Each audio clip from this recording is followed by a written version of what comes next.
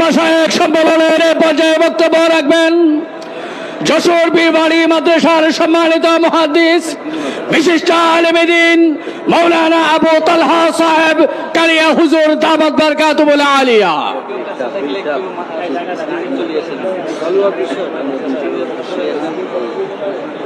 একটু জায়গা দেন,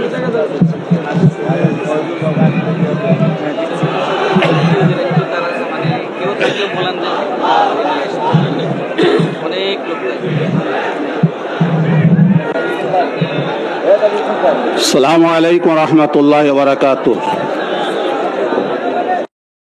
উলামায়ে মাশায়েখ সম্মেলনের সম্মানিত সভাপতি হযরত উলামায়ে ইকরাম, আজকে যে বিষয়ের উপর আলোচনা চলতেছে, আমরা তো অতীত কিছু কাজ দেখে আসছি।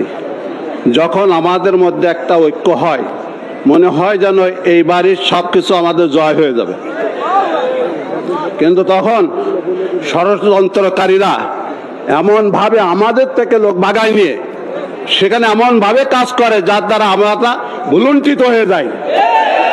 অতীত স্মরণ করতে হবে। আমার খেয়াল এবং ধারণা এবং আমার মতামত, আমাদের যারা নেতৃত্বে থাকবেন তারা যেন খুব সূক্ষ্মভাবে নজর রাখেন, খেয়াল রাখেন। এই কথা বলে আমার বক্তব্য শেষ করছি। আসসালামু আলাইকুম রহমতুল্লাহ।